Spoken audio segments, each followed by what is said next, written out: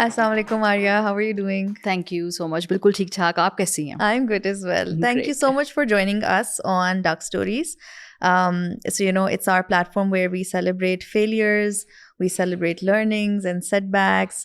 And I know you have a lot of them, and I would really like to, know about them and let our audience know about it as well. जब आपने मुझे message किया ना कि आप failure की celebration के बारे में बात करना चाहती हैं, तो मैंने फ़ौरन सोच लिया कि नहीं, I will definitely come on this podcast, क्योंकि सक्सेस हर कोई सेलिब्रेट करता है. Absolutely. फेलियर बहुत कम लोग उसको सेलिब्रेट करते हैं, उसको एक्नॉलेज करते हैं. और इस बात का बहुत कम लोगों को एहसास है कि उनकी ज़िंदगी में जो फेलियर्स हैं, उन्होंने किस तरह उनको शेप अप किया है कि जहाँ वो आज खड़े हैं वो उस फॉर्म और शक्ल में और उस वर्जन में हैं. So I really like the idea. So thank you for thinking about me कि आप मुझे अपने पॉडकास्ट का हिस्सा बनाएंगी. Of course. So I want to start very, basic and just let our audience know a bit about you, maybe your background, a bit about your life. तो थोड़ा सा कुछ आप बताना चाहेंगी? देखिए, मैं आपको अगर एक लाइन में अपना इंट्रोडक्शन करवाऊँ तो वो ये है कि an aspiring medical doctor turned a software engineer turned journalist. So ये एक लाइन आपको बताती है कि ज़िंदगी में मैंने कितनी चीज़ों की मैं कितनी ट्राई की है. और where did I end up with. Aspiring doctor इसलिए कि मेरी अपनी ख्वाहिश नहीं थी, मेरे वालिदैन की ख्वाहिश थी, जो कि होती है जब हम बड़े हो रहे थे. आई was the first born child. मेरी वालदा डॉक्टर थी, उनके फैमिली में बहुत डॉक्टर्स थे, तो एक था ख्याल कि भाई डॉक्टर्स तो में से कोई बच्चा तो डॉक्टर बनेगा ही, तो यही बनेगी, ये बड़ी है, थोड़ी होशियार है. और साथ ये कि फिर रिश्ते भी अच्छे आ जाएंगे, डॉक्टर लड़कियों के रिश्ते अच्छे आते थे अपेरेंटली. हमें ये बताया गया या मेरे वालिदैन को सोशली कंडीशन किया गया. सो सारी उम्र यही ख्याल था कि जी डॉक्टर बनेंगे. कुछ नहीं पता था कि बन सकते हैं, कैपेसिटी है या नहीं है. ये बड़ा सीरियस काम है. और फिर जब मेडिकल स्कूल के टेस्ट शुरू हुए FSC के बाद, तो कोई भी टेस्ट पास नहीं हुआ और किसी भी मेडिकल स्कूल में दाखिला नहीं मिला. वालिदैन डिसअपॉइंटेड, मैं डिसअपॉइंटेड. इमेजिन बीइंग 17-18 और disappointing yourself, disappointing every older role model in your life at that time. It was pretty hard. फिर सोचा जी अब क्या करें. अच्छा जी ऐसा करते हैं, दूसरी जो अच्छी मुनासिब फील्ड है वो इंजीनियरिंग की होती. फिर ये नहीं सोचा कि भाई एप्टीट्यूड है, समझ में आती है, करना चाहते हैं नहीं करना चाहते. चूँकि स्कोप बहुत है IT का, क्योंकि दिस इज़ ईयर 2000, तो IT कर लेते हैं जी, क्योंकि इंजीनियर का टैग भी लग जाएगा, लड़की इंजीनियर है, रिश्ते अच्छे आएंगे. प्राइमरी हमारी ज़िंदगी में उस वक्त एग्जिस्टेंस का एक ही रीज़न था कि बच्चियों के रिश्ते अच्छे आ जाएं.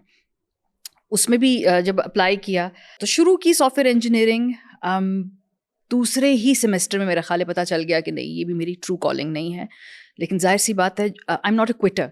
सो जो काम शुरू किया उसको ख़त्म तो करना है. फिर अगेन अब पेरेंट्स ने की एस्पिरेशंस हैं, तो ये डिग्री मुकम्मल तो करनी है. रोते धोते जैसे तैसे, when I look back I don't even know how did I end up doing it, but कर ली डिग्री कंप्लीट. फिर एक भी दिन कभी भी IT रिलेटेड कोई नौकरी नहीं की, किसी सॉफ्टवेयर हाउस में कदम नहीं रखा. जनरली एक आउटसोर्स फर्म थी, उसके अंदर उनको HR रिक्रूटमेंट एनालिस्ट तो खैर एक सीनियर पोजीशन, रिक्रूटर्स की ज़रूरत थी एंट्री लेवल. एंड मैंने रैंडमली अप्लाई कर दिया. It all and I just got accepted, और it was an HR related job. और वहाँ से फिर आगाज़ हुआ. फिर रैंडमली एक दिन वेबसाइट पे देखा कि जी जियो टेलीविज़न को लोगों की ज़रूरत है. अब आप किसी वेबसाइट पे अपनी CV डालें with zero experience, there is almost 0% chance of getting a call back. I got a call back. I got an interview. Somehow they liked me. उन्होंने मुझे फिर अगेन हायर कर लिया. सो बहुत डिटूअर्स थे लाइफ में, पर्सनली भी प्रोफेशनली भी. जो आपने कहा ना celebrating failures, so if a 16-year-old Maria would look at me today, so her idea of failing spectacularly at that time, कि आप मेडिकल स्कूल में नहीं जाएंगे. And now when she look at a 42-year-old Maria today, I think she would be damn proud of her failures. So जब भी young बच्चे मुझे कहते हैं हम फेल हो गए तो क्या होगा, मैंने कहा कुछ नहीं होगा, कुछ और होगा ज़िंदगी में. और मैं उसकी जीती जागती मिसाल हूँ. Absolutely. And so मेरा ये सवाल है कि बचपन से लेके अभी तक कोई ऐसे डिफाइनिंग मोमेंट आया in your life where you said कि this is what I want. So where I am right now, I know we're usually just, sort of like going along with life and things happen and then that changes our paths as well. लेकिन कोई defining moments थे जिंदगी में आपके that made you who you are today? I think बहुत ही बचपन में इन माई mid teens मैंने ये फैसला कर लिया था कि मैं फाइनेंशियली कभी किसी पे डिपेंडेंट नहीं होना चाहती. और ये हमारी जनरेशन की लड़कियों ने अपने घरों में, अपने फैमिलीज़ में, अपनी माओं, खालाओं और अपने इर्द गिर्द जो ख़वातीन की पूरी जनरेशन जो कि उतनी फाइनेंशियली इंडिपेंडेंट नहीं थी, उनके एक्सपीरियंस से ये सीखा कि नहीं, ये पाथ हमारा नहीं हो सकता, वी विल चूज़ डिफरेंटली. सो जब आप बहुत छोटी उम्र में ये तय कर लें, मुझे नहीं पता मैं क्या करूँगी, कि मैं डॉक्टर बन पाऊँगी, नहीं बन पाऊँगी, मैं फाइनेंशियली इंडिपेंडेंट अपने आप कर सकूँगी या नहीं कर सकूँगी, मुझे कुछ नहीं मालूम था. पर मुझे क्लैरिटी थी कि ये मैंने करना है. मैंने कभी भी अपनी ज़िंदगी में पैसे के लिए किसी और पे के ऊपर डिपेंड नहीं करना है. And thank God for that. जब आप, मेरा ख्याल है, अपनी एक बड़ी aspiration you put it out in the universe, so somehow आहिस्ता आहिस्ता things start falling in to place. ये नहीं कि आपकी प्लेट में कोई रख देगा. Universe starts putting opportunities in front of you. अब उनके ऊपर काम आपने करना है, मेहनत आपने करनी है. ये नहीं हुआ कि मुझे किसी ने प्लेट में रख कर सब कुछ दे दिया. मुझे चांसेस मिले, मुझे अपॉर्चुनिटीज़ मिली. कुछ अपॉर्चुनिटीज़ को पे बहुत मेहनत की, कुछ अपॉर्चुनिटीज़ के ऊपर चांस लिया, फेल हुए. Again like I said, it's part and parcel of life. So I think moment of clarity वो है.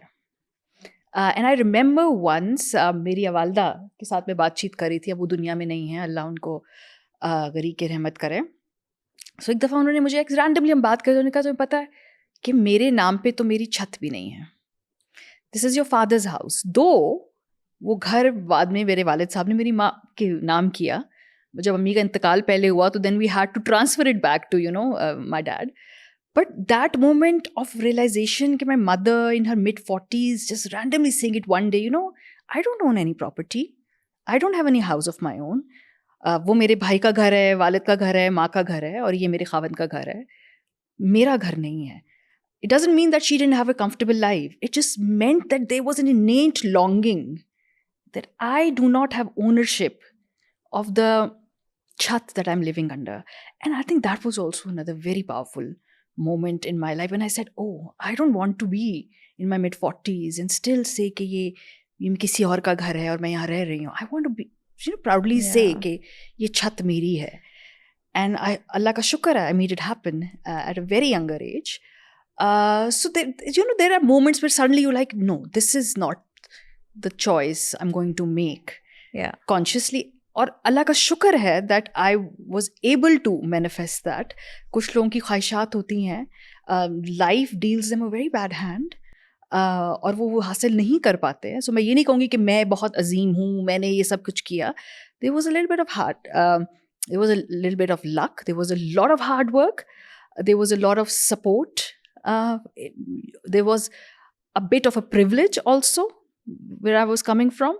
सो ये बहुत सारे इंग्रेडिएंट्स हैं जिसकी वजह से आप जहाँ बैठे हैं वहाँ बैठते हैं. सो उसके बाद क्या हुआ? So now you are right now you are saying कि अब आपने पढ़ाई ख़त्म की, इंजीनियरिंग की. What made you shift to journalism? I think कि आपने जियो में जियो से स्टार्ट किया था मैंने. जियो से आपने इंटरव्यू किया. तो what happened after that? Like what formed your career into where it is right now? 2008 February is when I got the phone call.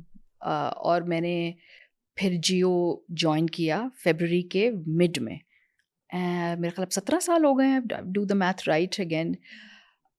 तो शुरू में एज अ कोऑर्डिनेटर, एक शो था नजम सेठी साहब का जो कि जियो इंग्लिश एक चैनल लॉन्च होना था, उसमें मुझे बतौर कोऑर्डिनेटर का काम होता है कि आप फ़ोन कॉल्स करें गेस्ट को, उनके साथ उनको स्टूडियो में टाइम तय करें, स्टूडियो नहीं है तो वो जहाँ होंगे उनके साथ तय करें कि वहाँ उनको कैमरा भेजा जाएगा.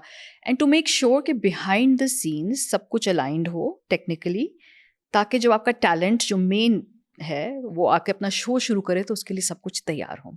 सो I was suppose to be the background person. क्या कभी मुझे पता था कि मैं कैमरे के सामने आऊँगी? नहीं. क्या मेरी ख्वाहिश थी कि मैं कैमरे के सामने आऊँ? नहीं, उस वक्त नहीं, honestly if you want to know, not as such कि मैं कहती थी वाह यार क्या बात है, मुझे ऐसे होना चाहिए. आई वॉज वेरी हैप्पी कि यार अभी कॉलेज से, स्कूल से, यूनिवर्सिटी से निकले हैं, नौकरी मिल गई है, तनख्वाह भी बड़ी मुनासिब है और मज़ा आ रहा है, एक नया काम है, टीवी का हम रेलिवेंट है इतना जो हम काम कर रहे हैं. Started with that. 4 महीने बाद जियो ने तय किया कि अंग्रेज़ी चैनल हम नहीं चला सकते. अब वो मुशर्रफ की इमरजेंसी के बाद का दौर था, और फिर उनको अंदाज़ा हुआ कुछ कि शायद अंग्रेज़ी चैनल यहाँ चल भी ना पाए, और उस वक्त मुल्क में बड़े चेंजेस आ रहे थे. तो पता चला जी कि चैनल शेल्व हो गया. सो आई थॉट ओ अभी तो मैंने, इसे कहते हैं ना, I remember telling my friend कि मेरी तो लॉन्च से पहले ही हमारा तो टैंक हो गया है career. First major setback. First major setback. Imagine I was 25 at that time. अब तो मेरे सारे डेट्स भी आगे पीछे हो गए, 25 साल की होंगी मैं. और मैंने कहा ओहो ये देखो अब ये तो अब क्या होगा. फिर उन्होंने कुछ लोगों को रिटेन किया, और उन्होंने कुछ लोगों को खुदाफिज कहा. तो रिटेन करने वालों में संभाव में थी ना. मैं क्यों थी मुझे उस वक्त नहीं मालूम, क्योंकि मैं कोई ट्रेंड जर्नलिस्ट नहीं थी. बट मुझे हाँ ये बात ज़रूर पता है कि I would show up to work every day, even when you know that the channel is not going to work. I would show up every day. और शायद मेरा ख्याल है वो कमिटमेंट और कंसिस्टेंसी मैनेजमेंट को समझ में आई कि यार you know we could make use of it. So फिर उन्होंने मुझे उर्दू वाले उसमें कर दिया शिफ्ट, और मुझे जूनियर रिपोर्टर बना दिया. Again no experience, no training. अच्छा जी, आपकी उर्दू कैसी थी? उर्दू मेरी अच्छी थी हमेशा से. I would give complete credit to my nani, since I was the first born child from that side, अम्मी की तरफ से. तो मेरे ऊपर बहुत मेहनत और तवज्जो और मोहब्बत मेरे नाना नानी की थी. और मुझे याद है मेरे नाना जब बचपन में जितने भी उर्दू के अखबारों में बच्चों के पेजेस होते थे, सो हम शहर से बाहर रहते थे बिकॉज मेरे वालिद साहब एयरफोर्स में थे. तो जब हम समर वेकेशंस के लिए जाते थे, उनकी अलमारी का पूरी एक रैक में वो अखबार होते थे. जो आप वो उर्दू के जो भी न्यूज़पेपर्स आते थे या अंग्रेज़ी के, उसमें से वो बच्चों वाला सेक्शन निकाल के, बिल्कुल पढ़ा भी नहीं होता था किसी ने, वो मेरे लिए साइड पे रख दिया करते थे. और जब मैं समर वेकेशंस में जाती थी तो वो पूरा मेरे पास सद्दा होता था ना. I was used to read and read. So ये. फिर दूसरा, my nani when she started losing her eye sight, तो फिर उन्होंने मुझसे अखबार पढ़वाना शुरू कर दिया. She was deeply and intensely invested in the news. She was very political. तो अंग्रेज़ी का अखबार हो, उर्दू का अखबार हो, वो ऊंचा ऊंचा मुझसे पढ़वाती. तो बहुत छोटी उम्र में मुझे बहुत भारी भारी लफ्ज़ पढ़ के समझ के उनकी कॉम्प्रहेंशन हो गई, जो मुझे उस वक्त जहर लगता था, because I was hardly 10-12 and my other cousins would be playing and I was reading newspaper for my nanny and I was like मैं किधर फंस गई. trained you. ये कितने लकी हैं, देखो ये खेल रहे हैं. Now when I look back, I think the huge favor that she did to me. अभी तक जब मैं कुछ में कोई लफ्ज़ बोलती हूँ, कहती हूँ ये कहाँ से आ रहा है, बिकॉज ये तो मैंने पिछले 10 साल में कहीं नहीं पढ़ा. And I am like it's my core memory, तब से वो अल्फाज आ रहे हैं मेरे जहन में. So I think it was a huge favour शायद. और मुझे लगता है कि मेरे बाकी सिबलिंग्स और cousins, it's their loss that they didn't get to see because that side of them. तो उस वक्त जो जहर लगती थी बातें, आज मैं उसकी बहुत शुक्रिया अदा करती हूँ उनका कि उन्हें मुझ में इनकलकेट की. तो उर्दू मेरी अच्छी थी. टाइपिंग मेरी बहुत बुरी थी, क्योंकि हम और आप कभी उर्दू में टाइप नहीं करते हैं. हम अंग्रेज़ी में या रोमन उर्दू में टाइप करते हैं. बहुत कम लोग उर्दू के टाइपिंग पैड से कुछ मैसेज लिखते हैं, जो आप और हम जैसे शहरों में रहने वाले आधी उर्दू आधी अंग्रेज़ी बोलने वाले लोग हैं. मैं स्पेसिफिकली अपनी बात कर रही हूँ अगेन. तो जब आए तो उर्दू में टाइपिंग करनी होती थी, वो टाइपिंग समझ ही नहीं आ रही कैसे करेंगे. तो वो सीखी, ऑन जॉब सीखी, और मैं कई घंटे प्रैक्टिस करती थी. और मुझे याद है कि मेरे जो एडिटर्स थे, जब वो मेरी स्टोरी चेक करते थे, तो वो कहा करते थे कि यार ये कौन चेक करे, इसकी उर्दू टाइपिंग की इतनी मिस्टेक्स होंगी, तो जब सब काम हो जाएगा ना तो एंड में इसका स्टोरी हम चेक किया करेंगे. तो मैं देखती थी कि मेरी स्टोरी को कोई एडिट ही नहीं कर रहा, उसको copy. And I would feel कि अच्छा यू नो. फिर वो वक्त भी आया after a year when my editors would check my story immediately, because से बड़ा मज़ा आता है मारिया का स्क्रिप्ट पढ़ के. तो it was hard work. I would take complete credit of it. कुछ लोग कहते हैं ना कि यार किस्मत से हुआ ये. कुछ चीज़ें किस्मत से हैं, कुछ अल्लाह की रहमत से भी हैं, लेकिन कुछ आपकी अपनी मेहनत से भी होनी. और ख़वातीन अपनी मेहनत को एक्नॉलेज करने में बहुत अपोलोजेटिक हैं ये मैंने बहुत लेट सीखा ज़िंदगी में. Like if you would have met me 10 years ago, I would say, oh my God, you know, the things were so, I had such nice seniors. God was kind and I'm so lucky. That's all also true, but I also worked damn hard. और अब मैं अपने आप को publicly credit देती हूँ कि मैंने उस उर्दू की टाइपिंग करने में 1 साल में बहुत मेहनत की, जिसकी वजह से फिर वो मेरा काम. अच्छा, फिर मुझे कैमरा के सामने माइक भी पकड़ना नहीं आता था, तो जो मेरे कैमरामैन होते थे, दे टॉट मी कि राइट साइड से पकड़ेंगे, ऐसे रखेंगे, ये एंगल बनाएंगे. So they were very kind to me. They were kind people around me also who shaped me up into who I am today, right? They didn't have to do it, but they thought, oh यार बेचारी बच्ची, इसको हम सिखाते हैं. they taught me कि camera कैसे करना है, किस एंगल से. अगर हम इधर से बात कर रहे होंगे तो कैमरा लेफ्ट हाथ में होगा, राइट एंगल्स के अगर हम बनाएंगे प्रोफाइल तो कैमरा लेफ्ट हैंड में होगा, ताकि हाथ ब्लॉक ना. छोटी छोटी छोटी टेक्निकल बातें दे टॉट मी. उनको आज भी अपना टीचर समझती हूँ फील्ड के अंदर, क्योंकि एक रिपोर्टर जाता है और एक कैमरामैन जाता है, 2 पीपल आर्मी होते हैं आप सिर्फ. So they taught me a lot. और फिर आहिस्ता आहिस्ता junior reporter I started getting work. उन्होंने मुझे साइड स्टोरीज देना शुरू कर दी, क्योंकि जब नए नए आते हैं ना तो आपको पहले साइड स्टोरीज मिलती हैं, चाहे आदमी हो चाहे ख़वातीन हो. आदमियों को भी रिस्पेक्ट अर्न करनी पड़ती है, ख़वातीन को भी रिस्पेक्ट अर्न करनी पड़ती है. आदमी शायद उनको थोड़ी कम मेहनत करनी पड़ती हो, लेकिन ये नहीं है कि कोई अगर नया फील्ड में आएगा, इर्रिस्पेक्टिव ऑफ द जेंडर, कि दोनों को आते ही इज्जत मिल जाएगी. I think men also have to work really hard to earn the respect, and women have to work double hard. That's how it works. So फिर आहिस्ता आहिस्ता they started giving me work. फिर मैंने पढ़ना भी बहुत शुरू कर दिया, because again descriptive उर्दू में लिखना, it's an art itself. Urdu बोलना doesn't mean that you are also a good writer. And I started reading a lot of stuff in Urdu, क्योंकि हम जब बात करते हैं अभी भी हम आधी उर्दू आधी अंग्रेज़ी, हम इंग्लिश में गुफ्तगू करते हैं. टीवी में doesn't work like that. अब तो चूँकि बहुत रिलैक्स हो गया मीडियम, पॉडकास्ट हैं, अब हम जिस तरह बात करें, लेकिन जब आप टेलीविज़न में लोगों से बात कर रहे हैं, आपकी उर्दू मुनासिब होनी चाहिए, लिखने में भी पढ़ने में भी. तो वो मेहनत की, बहुत पढ़ा. और फिर इवेंचुअली एक अपॉर्चुनिटी इस तरह से आई कि वो एक शो शुरू करना चाहते थे मेरे मुताबिक, कुछ सीनियर एनालिस्ट के साथ. And somehow they thought I could do it. मेरा नहीं ख्याल था, honestly. And this is how far in your career? This is 2009 probably. Again, Okay. मेरे जो टाइमलाइंस है ना बहुत But कुछ साल हो गड़बड़ हो गए गए थे. No, year. here, just something. Alright. छोटा सा काम था, छोटा सा ये half an hour का था, जस्ट सवाल पूछने थे सोहेल वड़ाइद साहब से और हसन निसार साहब से. That's it. First breakthrough कह लें. First breakthrough was that. Okay. और मुझे कहा गया कि आप वो भी करेंगी और रिपोर्टिंग भी करेंगी. So आप हफ्ते में 7 दिन ऑलमोस्ट काम कर रही हैं. Which is again I have to tell you that कि अब हम लोग कहते हैं ना कि it's कि हमें जो हसल है वो कितनी ज़रूरी है. There was a choice for me at that time कि मैं कहती मैं हफ्ते में 7 दिन क्यों काम कर रही हूँ, सेम तनख्वाह में मैं हफ्ते में 7 दिन क्यों काम कर रही हूँ. But I said नहीं, you know I've been given this chance, I will work every damn day to get somewhere now since I'm here. So I would used to work for 7 hours for a lot of money. Wow. Abhi bhi 2022 mein, when my network was going through a difficult time, so I worked 7 days a week for 6 months. I was doing my own show and I was also doing the reporters. और अपना show भी कर रही थी, तो मैं 7 दिन काम करती थी. ये ज़्यादा पुरानी बात नहीं है, 3 साल पहले की बात है. And for 6 months, 5-6 months, you don't never. It's okay.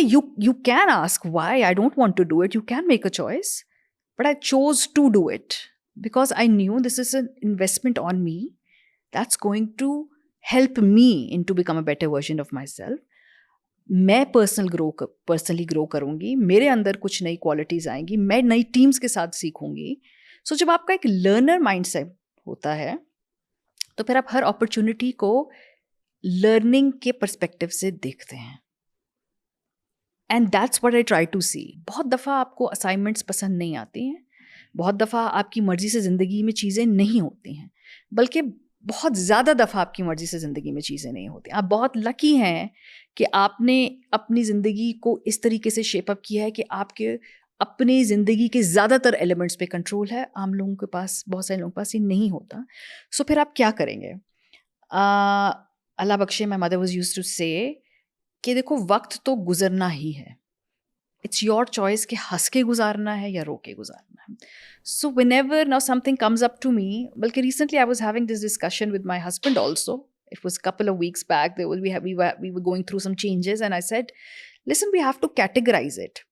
Is this a tragedy, or is it an inconvenience?" And that just shifted our perspective.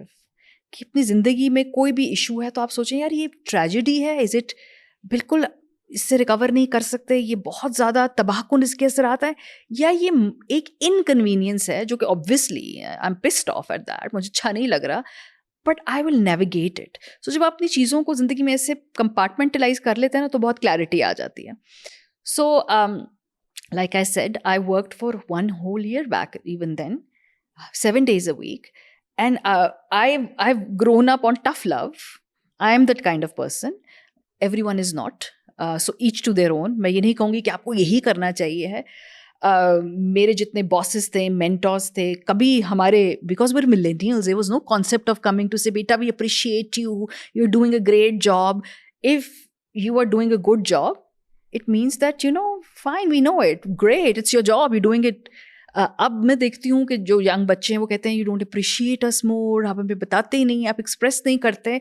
I hope you get to live your dream and you get to be in a work culture where you are appreciated all the time. I really hope.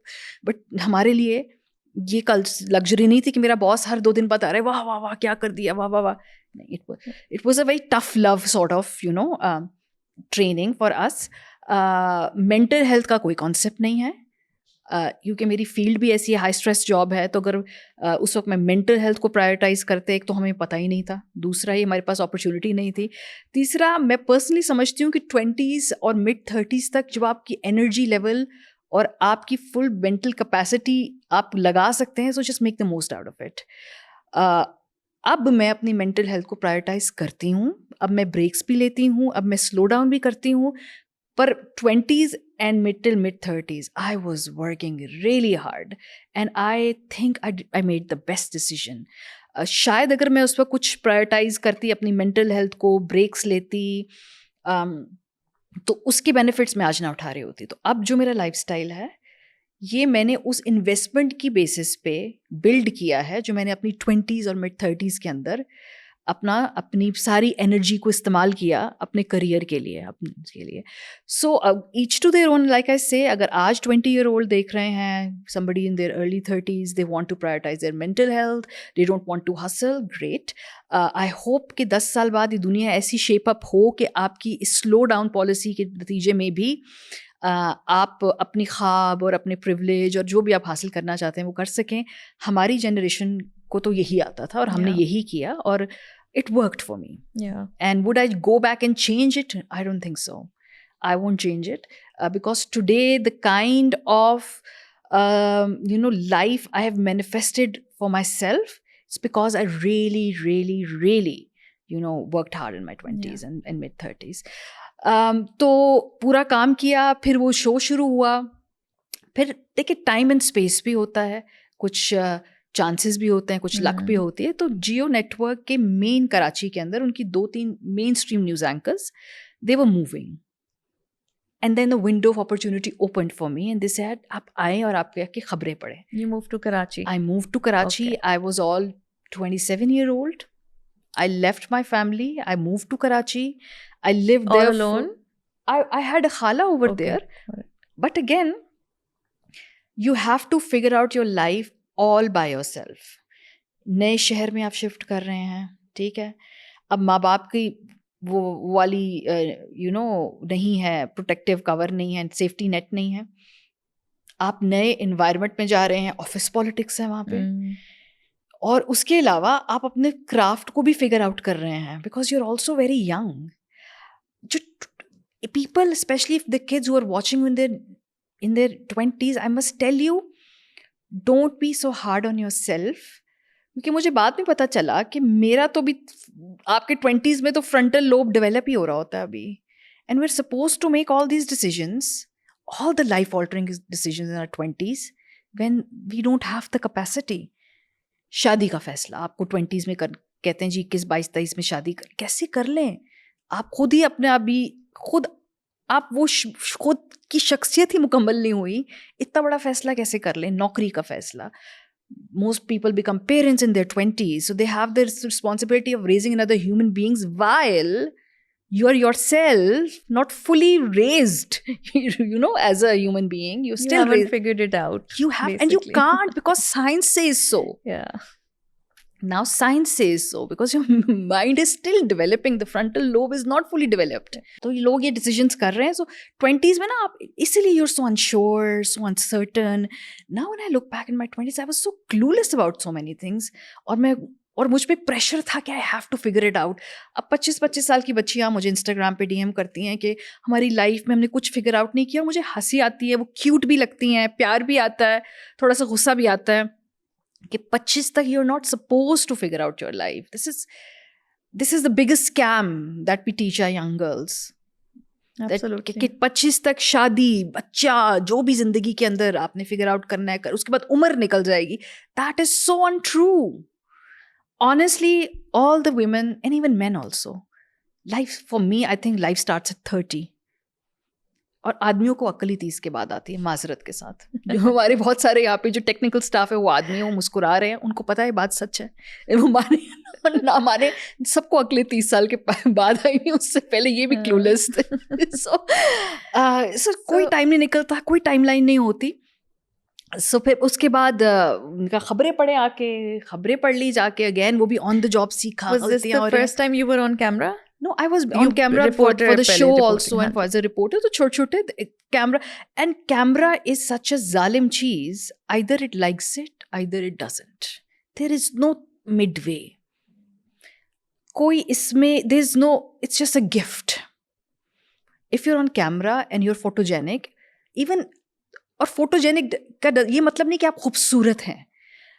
Television के ऊपर जो personality है ना, वो आपकी वो है craft या पर्सनैलिटी, वो आपका डिसाइड करती है. देखिए बहुत सारे वरना सुपरस्टार्स के या अकम्प्लिश लोगों के बच्चे अकम्प्लिश नहीं हो पाते ऑन स्क्रीन, क्योंकि बस camera is camera, audience is audience.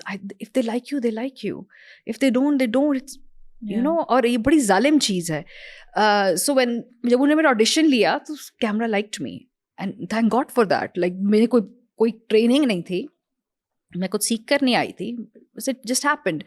फिर उसको ग्रूम किया, बहुत मेहनत की. It was your confidence, was it? Confidence के अलावा, but somehow I don't know how to put it in words. It's just that there's no explanation behind it. Camera likes you, audience likes you, they like you. You could either be goofy, you could either be really smart, but there's no logic behind it. So I wanted to talk more about a time in your life जब आपको लगा it was a huge setback, but at that time you didn't think about it like that, but when you later on realized it was a blessing in disguise के लिए. So what would that be? बिल्कुल ऐसा हुआ. So 2014 की बात है. मुझे लगता था कि जैसे जियो टेलीविजन के अंदर अब मैंने प्लेटो कर लिया प्रोफेशनली, और मुझे अब समझ नहीं आ रही कि मैं क्या करूं, because I was doing very well, but I was just not kind of like really happy in my role. मैं चाहती थी कुछ और उसको एक्सपैंड करें. मैं खबरें भी पढ़ चुकी थी, रिपोर्टिंग भी कर रही थी, फील्ड रिपोर्टिंग बहुत ज़्यादा की. उन दिनों 2014 का धरना था, तो 2-3 महीने सड़क पे गुजर रहे हैं और जा रहे हैं, जहाँ जलसे हो रहे हैं जा रहे हैं. बट आई थॉट कि I need to do more. So फिर हमने एक there was a new network, Bol news उस वक्त आ रहा था. So my boss move there, उन्होंने कहा जी आप भी आ जाएं, and he was also my mentor. मैं कहा चलते हैं उधर जाके. अगेन जब हम उधर गए, बोल न्यूज़ शुरू होने से पहले ही 3-4 महीने में इट रन इनटू ट्रबल, और वो चैनल वक्ती तौर पे लॉन्च नहीं हो पाया. फिर वही वक्त जो 2008 वाला कि ये तो हम इधर आए, 8 साल की इतनी इस्टेब्लिश जियो के साथ करियर छोड़ के आ गए हैं, तो अब ये तो लॉन्च ही नहीं हो रहा है, अब क्या प्रॉब्लम होगी, अब कैसे होगा, क्या होगा, करियर में आ गए.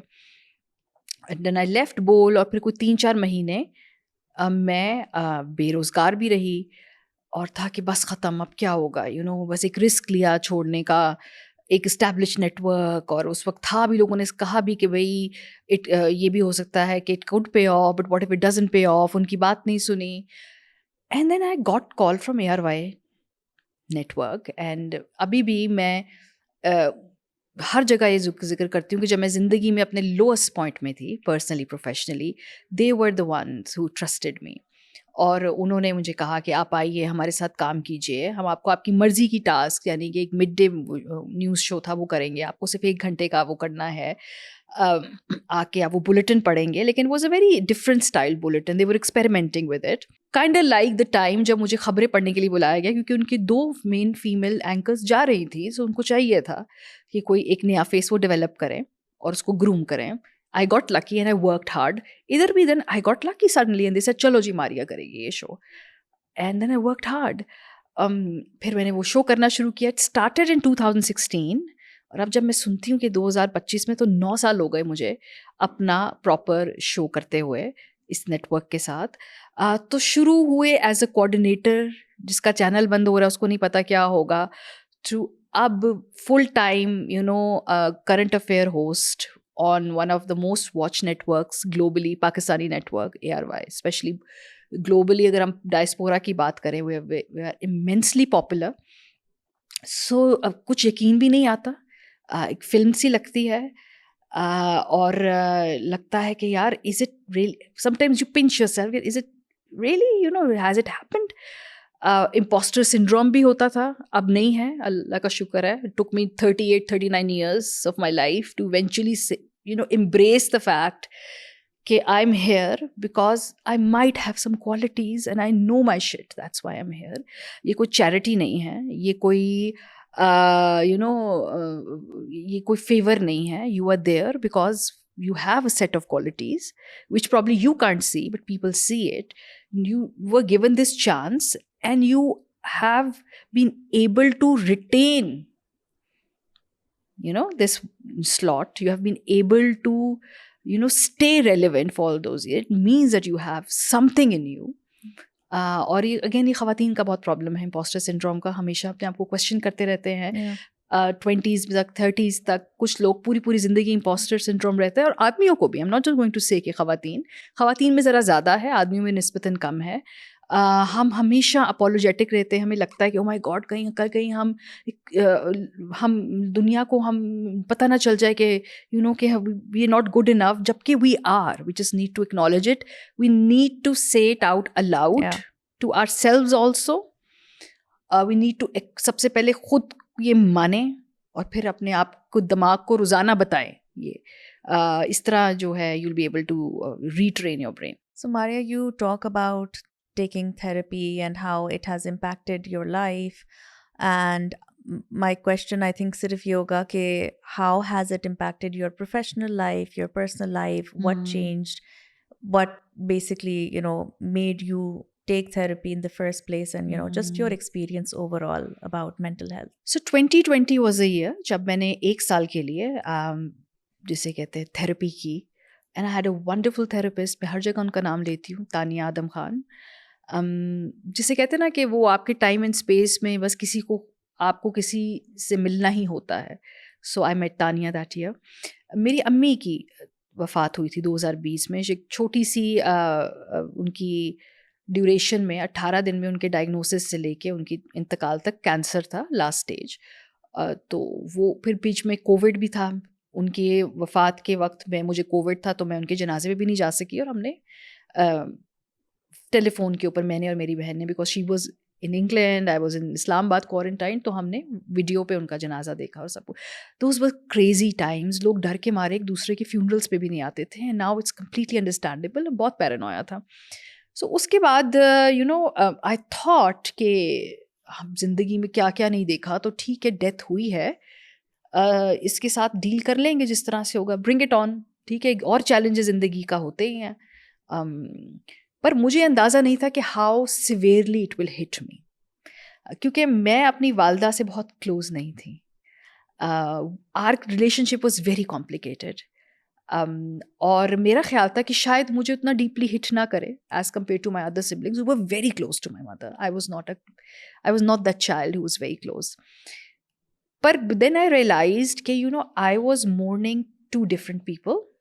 एक तो my mother who had passed away, and also the mother I was I wish I had, एक आपके जेहन में होता है ना जिसके साथ आपका परफेक्ट रिलेशनशिप, वो ऐसी होती तो परफेक्ट होता, वो ये कहती, या I wish I had this conversation with her, we would have had closure. So even all my life we were fighting, you know, the traditional mother-daughter fight that you never see eye to eye, your ideas, everything was conflicting, everything. And then eventually वो जो grief और वो सारा कुछ ना, so I started becoming very bitter.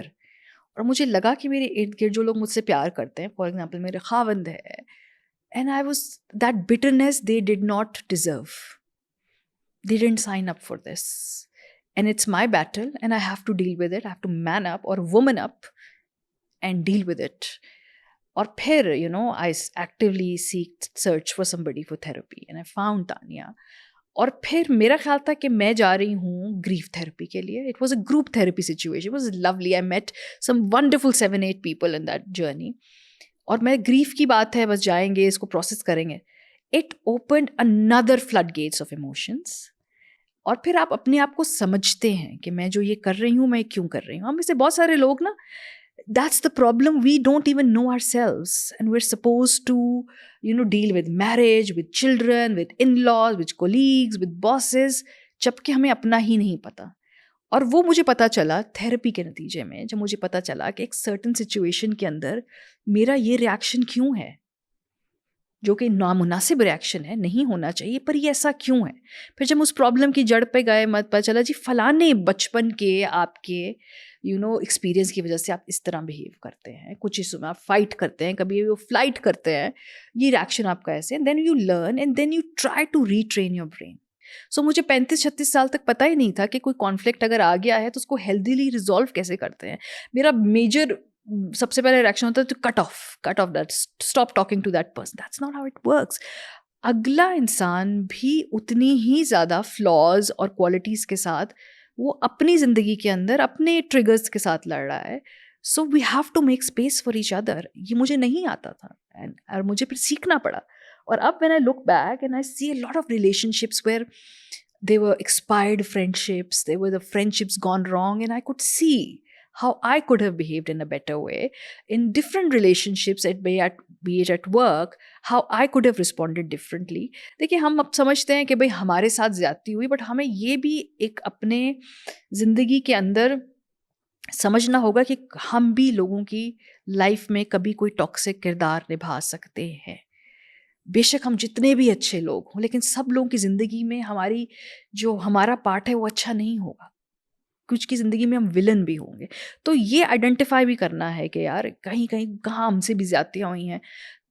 So I try to gather all those tools that my therapist taught me, and then I try to apply it. I have an 80% success rate, I would say. It's not complete success rate. It's been 5 years now. I think now I would probably go back to therapy again. Because हर 4-5 साल बाद आपकी ज़िंदगी के अंदर challenges आते हैं और फिर आपको अपना tool kit को expand भी करना है. So I want to learn more things about myself. I want to learn more things how to deal with ways of dealing with myself. So I'd probably go back into therapy. So कुछ ज़हनी तौर पे गलत नहीं था मेरे साथ कि मैं किसी एक्सपर्ट से प्रोफेशनल हेल्प ले रही थी. इट्स जस्ट दैट कि मुझे ये रियलाइज़ हुआ कि मुझे अपना बेहतरीन वर्जन बनना है और वो मैं अकेले नहीं कर पाऊँगी. तो फिर हम किस से बात करें? हम उन लोगों से बात करें जिन्होंने पढ़ा है, काम किया है और वो आपकी हेल्प कर सकते हैं to be a better version of yourself. तो आप उनसे फिर बात करें. और that is what I did and I fully endorse it. I highly recommend it. जो मेरा दुख है वो ये है कि ये इतना महंगा है कि पाकिस्तान में बहुत सारे लोग ये अफोर्ड नहीं कर सकते हैं. तो मैं समझती हूँ, मुझे मालूम है कि मेरा प्रिविलेज है कि मैं आज ये बात करूँ, थेरेपी पे चले जाए. It's not that easy for people to go and spend that kind of money on something that is not even tangible. So ये हमारी प्रिविलेज भी है कि हम थेरेपी करते रहते हैं. I wish it was you know more सस्ता. I wish we had more competent because गलत थेरेपिस्ट के पास जाके उसके हत्थे चढ़ के आप तबाही भी कर सकते हैं. So there is a lot to be explored in that field. But I would highly recommend every person, specially men, because मैंने थेरेपी में जाके देखा कि कैसे सिंगल हैंडेडली आदमियों ने अपनी शादी को, अपने ख़ानदान को, अपने लाइफस्टाइल को, अपने एटीट्यूड को एलिवेट किया है. एंड क्या इम्पैक्ट उनके घरों में, उनके बच्चों और ख़वातीन पे होता है जब एक आदमी थेरेपी पे जाता है। ख़वातीन जाती हैं क्योंकि वो यूजली अब उनके इर्द गिर्द लोग थेरेपी पे नहीं जा रहे होते। Mine was a very unusual case. लेकिन जब एक आदमी थेरेपी पे जाता है तो वो अपने घर के 5-6 लोगों को जिस तरह अफेक्ट करता है, इसमें उसके बच्चे हैं, बीवी हैं, माँ है, ओवरऑल काम पे अब कॉलीग्स हैं, it just transforms your life. And I wish more people get to experience it. I wish more people could understand how wonderful it is to know yourself better and to rewrite your story and to retrain your brain and to re-raise yourself emotionally as a human being. Absolutely. And I think it leads me to my next question as well. Ki how are you as a woman? I'm sure there must be challenges, and especially media, very male dominant, industry. Aap apna, you were carving your path. How was it for you? Kya challenges aaye? Koi notable challenges, something that you would like to share with us? I think in my case, मैं कई मर्तबा ये बात करती हूँ कि मेरा gender मेरी स्ट्रेंथ भी था इन सर्टन वेज, क्योंकि जब खबरें पढ़नी थी तो उनको एक फीमेल न्यूज़ एंकर की ज़रूरत थी. So my gender helped me over there and I think उस वजह से मुझे वो ब्रेक मिला. उस वक्त किसी आदमी को वो ब्रेक नहीं मिला क्योंकि वो सर्टन जेंडर की उस वक्त वो उस रोल फिल इन करने की ज़रूरत थी. फीमेल एंकर चाहिए, want to replace it with a female anchor. So ये फ़र्क भी पड़ा. कई जगह जो जेंडर है वो आपके लिए एक चैलेंज भी होता है. फॉर एग्जांपल जब मैं प्रोग्राम करती हूँ so it's another different league.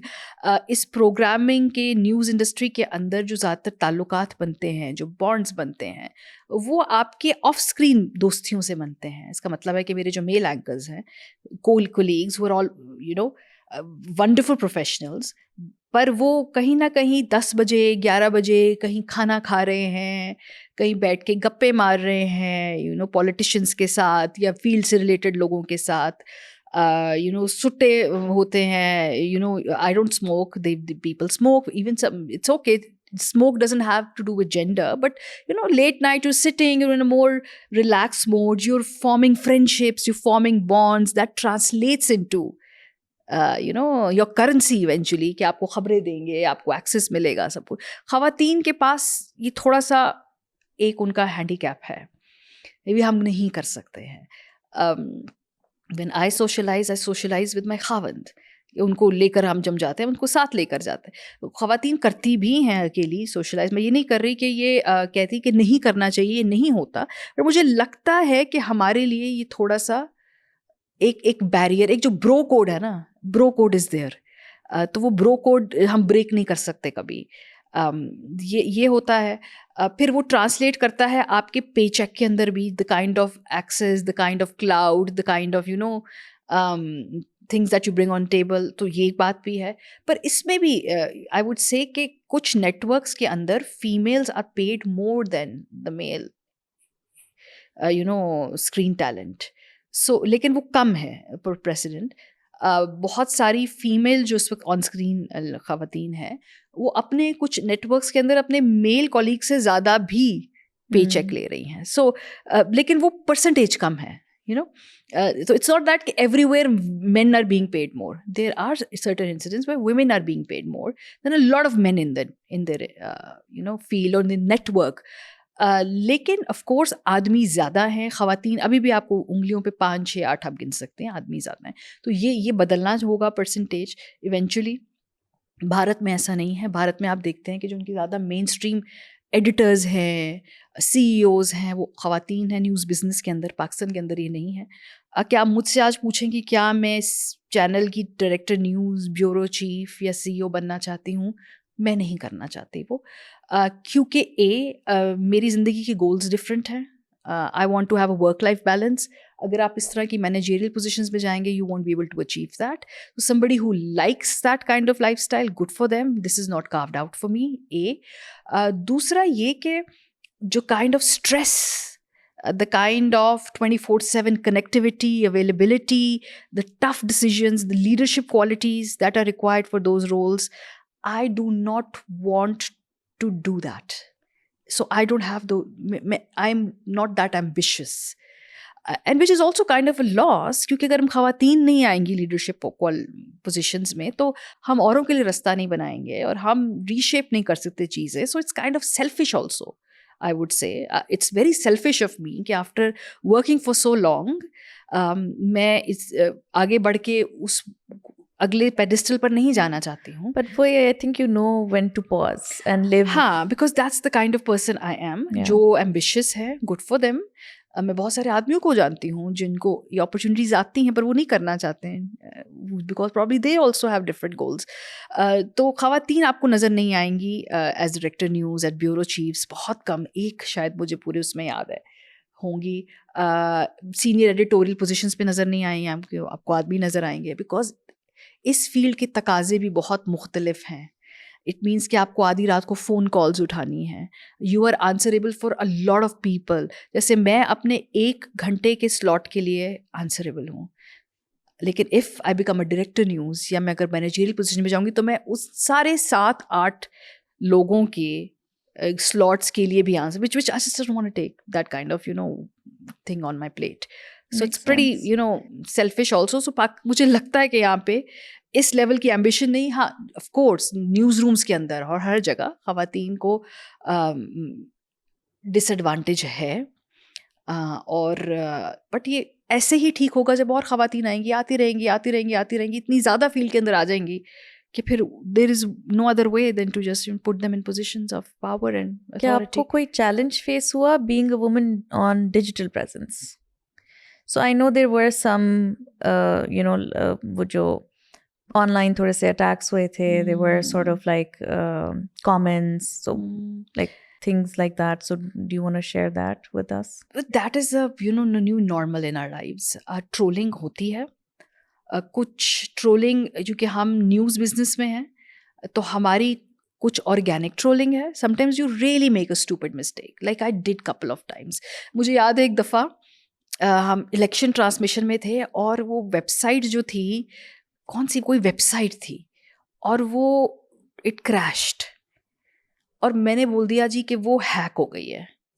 It was some other way around and it was a stupid mistake. मतलब being a software engineer, I should have known better कि crash हुई है, hack हुई है, क्या हुआ. Anyway, I made some technical blunder. और फिर वो clip viral हुआ और सब मजाक उड़ा रहे हैं, and it's fine because I did make a mistake. But वो ये कि you didn't take it in good fun. Because हम सब गलतियाँ करेंगे. The problem is that I don't have the privilege of doing it in private anymore. तो मेरी जो गलती होगी वो एक स्पेक्टैकुलर वो होगी, एक तमाशा, एक वो उसका इसका एक लेवल स्पेक्टैकुलर होगा. फिर एक और दफ़ा था, इसी इलेक्शन की कोई बड़ी ट्रांसमिशन थी और मेरे सामने बिस्किट की प्लेट पड़ी हुई थी और वो मैंने बिस्किट उठा के खाया तो कैमरा मुझ पर कट हो गया. So I didn't know we were on TV and I'm eating the biscuit and my boss said, Maria, the camera's on you. And I'm like, and then मैंने आराम से उसको ऐसे रख के ऐसे करके फिर मैंने दोबारा शुरू किया. Then my co-anchor started, we turned it into good fun. वो क्लिप जो है वो फिर पूरा वायरल हुआ कि ये देखें, ये मिठाइयाँ खा रहे हैं यार भाई के दफ्तर में, ऑफिस में स्क्रीन पे बैठ के लोग कितने बेशर्म हैं, they're celebrating this political event. I don't even remember which was that. Probably 2022 की बात है. So that turned into a whole campaign, and then I turned it around. I took a picture of the biscuit and I put it on air. मैंने कहा देखिए जी ये है. तो फिर बहुत सारे लोगों ने ना इसको मजाक में बनाया, अच्छा बिस्किट खा रहे हैं. So it's you just play around with that. इसके अलावा फिर कुछ चीज़ें होती हैं जो कि ज़बरदस्ती आपके ऊपर टारगेट करके की जाती हैं. ये ज़्यादातर मुख्तलिफ पॉलिटिकल पार्टीज़ के सोशल मीडिया विंग्स करते हैं, और वो जानबूझ के वो क्लिप्स जो हैं उनकी ट्वीट्स भी एक जैसी होंगी, कैंपेन्स भी होंगी. आपको पता चलेगा कि सर्टन लोग, कोई 10-12 लोग हैं, हर different social media team political party के, और जब वो ट्वीट करना शुरू कर दे तो आपको पता चलता है कि जी ये इनके किसी मेन व्हाट्सएप ग्रुप के अंदर शेयर हुआ है और आपको टारगेट करके अब आपको कहा गया है कि भाई ये इसके पीछे पड़ जाए. तो वो भी आपको पता चल जाती है. वैसी कैंपेन्स होती हैं. Like a level of online harassment. It's very brutal. पहली दफ़ा जब आपकी ट्रोलिंग होती है आपको बहुत टेंशन होती है, ठंडे पसीने आते हैं आपको, आप एक दिन बहुत अपसेट रहते हैं 24 घंटे, आप कहते हैं क्या हो रहा है. जब दूसरी दफ़ा आपकी ट्रोलिंग होती है तो आपको 60% बुरा लगता है, यानी बुरा लगता है, 60% बुरा लगता है. तीसरी दफ़ा आपकी ट्रोलिंग होती है तो आपको 30% बुरा लगता है. फिर 5वें 10वें 8, उसके बाद आप बिल्कुल ढीठ बन जाते हैं. सो पहली दफ़ा वाकई आपको इट रियली अफेक्ट्स यू. लेकिन वही वाली बात है कि इट्स पार्ट एंड पार्सल. जो सैड बात ये है कि जिस तरह से वेपनाइज किया गया है सोशल मीडिया को, ख़वातीन के लिए एक जो पेट्रियार्की को जिस तरीके से इस्तेमाल करते हैं वो आदमियों के ख़िलाफ़ भी। जैसे फॉर एग्ज़ाम्पल अगर मेरा मेल कॉलीग होगा तो उसके भी घर की ख़वातीन को लेके उसको ट्रोल किया जाएगा। उनकी बच्चियों की तस्वीरें, बीवी की तस्वीरें वो निकाली जाएँगी, उनको माँ बहन की गालियाँ दी जाती हैं।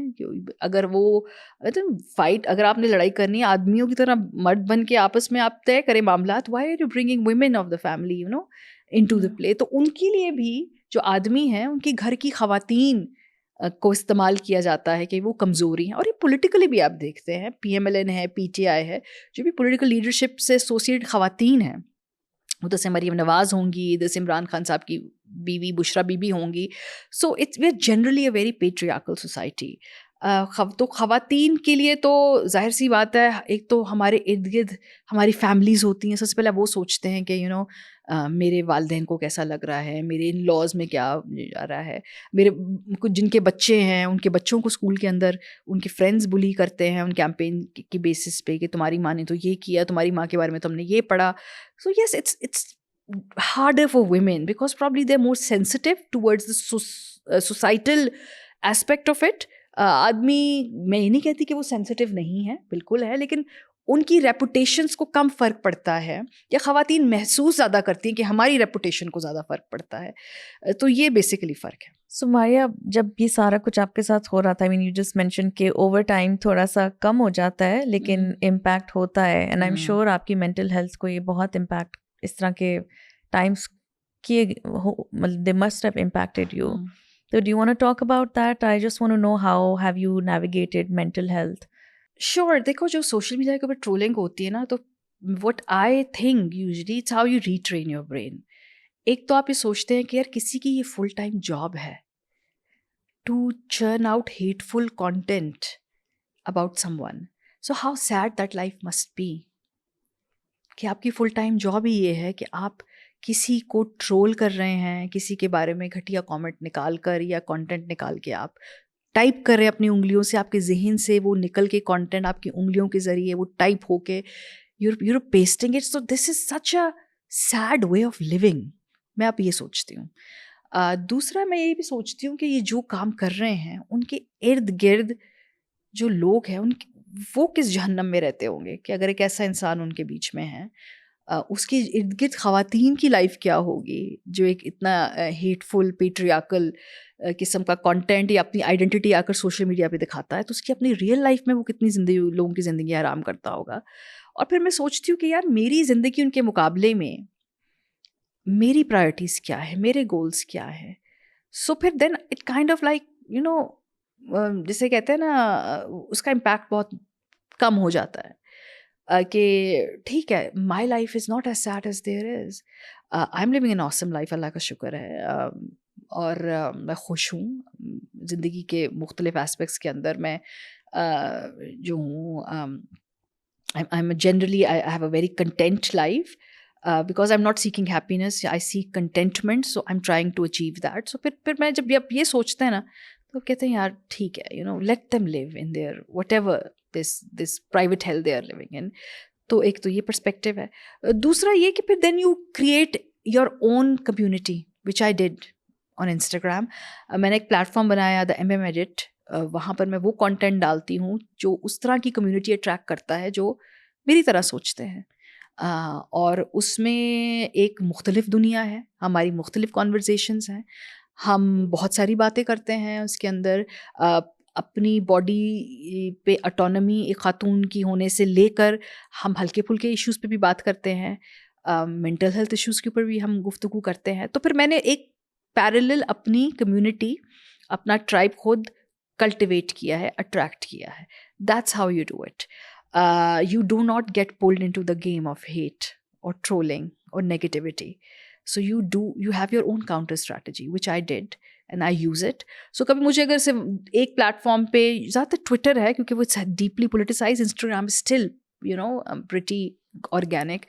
So I have a lot of good जैसे कहते हैं ना कि मुझे एक अच्छी कम्युनिटी से मुझे वो सारा जो नेगेटिविटी उसको मैं Cancel out कर लेती हूँ, न्यूट्रलाइज कर लेती हूँ. So that's how we kind of do it. Maria, so like closing remarks, if you were to give any advice to especially the women, but also the youth, the new generation, what would it be? I get this asked a lot. A lot of young people, men and women ask me. I think 2-3 जो बातें हैं, सबसे important ये, slow down and don't rush yourself into growing up too soon. Enjoy the ride. If you're a teenager, enjoy the phase. If you're in 20s, just embrace it and live through it. ये आपकी ज़िंदगी का बहुत खूबसूरत हिस्सा है. इसको आप जल्दी जल्दी गुजारने की ज़रूरत नहीं है. आराम से enjoy करें, enjoy the journey. दूसरा ये, हर खातून को फाइनेंशियल इंडिपेंडेंस की तरफ काम करना चाहिए. पैसा कमाना ही नहीं, उस पैसे को संभालना कैसे है, ये भी आपको इस्तेमाल करने के लिए आना चाहिए. ठीक है. तीसरा ये कि कोई शॉर्टकट नहीं है. हम एक ऐसी दुनिया में रहते हैं जहाँ पे हमें इमीडिएट ग्रेटिफिकेशन चाहिए, और खुद मुझे भी कभी कभी लगता है कि यार ये कितना अच्छा लगता है, लेकिन वो शॉर्ट लिव्ड है. जितने भी कामयाब लोग हैं, they have done the hustle, they have done the work, they have gone through a lot of failures. There's no shortcut ever in life. Easy come, easy go. ये सारी जो हम phrases पढ़ते थे ना, हम कहते थे ये आप जब जिएंगे आपको पता चलेगा कि समझदार लोग ही कह के गए हैं. So just enjoy the journey, work hard, keep your goals very, very, stay focused on your goals. इधर उधर डिस्ट्रैक्शंस पे रास्ते ना डाले. आपके साथ वाला क्या कर रहा है, क्योंकि हम बहुत कंपैरिजन की दुनिया में रह रहे हैं. Absolutely. वो मत देखिए. आप क्या करना चाहते हैं, और इट्स नॉट ईजी. आपको बहुत दफ़ा लगता है कि हमारे इर्द गिर्द लोगों के पास सक्सेस है, या ये बहुत जल्दी से वो सब कुछ अचीव कर रहे हैं, हमें वक्त लग रहा है. लेकिन अपनी जर्नी और अपने प्रोसेस पे आप चलते जाएं. जब मैं इंडस्ट्री में आई थी उस वक्त बहुत सारे ऐसे लोग थे जो मुझे लगता था कि यार वाओ, सो इतनी जल्दी they have achieve so much, पर over period of 18 years 17 years I am still here, I am still working. उनमें से बहुत सारे लोग काम नहीं कर रहे हैं. उस वक्त बहुत ज़्यादा रेलिवेंट थे, उस वक्त बहुत ज़्यादा वो प्रोमिनेंट थे, अब वो नहीं है. आहिस्ता आहिस्ता चलते मैं कहीं पहुँच गए. अगर आपको बहुत जल्दी लाइफ की समझ में नहीं आ रही है तो ज़रूरी भी नहीं है. कुछ लोग लेट ब्लूमर्स होते हैं. I really learn to figure out my life at 26. और अगर आप मुझसे सच पूछें कि कब मुझे लगता है कि मुझे ज़िंदगी की बिल्कुल कुछ समझ में आना शुरू हुई, सो दैट वाज 32. उससे पहले you are not suppose to figure it out. For some people might be उनको जल्दी पता हो. I meet 16-17-year-old who are very sure what they want to be. मेरे पास एक internee I, she wanted to be a crime reporter and she was just 18. I said wow, I wish I had this clarity at your age. I did not. So ऐसे भी लोग होंगे. So just trust your own journey and just be there. Just live there, live your life. Things will figure themselves out, or things will sort out, hopefully. Thank you, Maria. I think this was a lovely conversation. I really enjoyed it, and I love getting to know more about आपकी जो ज़िंदगी के struggles थे and everything that has made you who you are, this boss lady that you have become. So thank you so much. Thank We you. really enjoyed your presence here today. Thank you for having me. Thank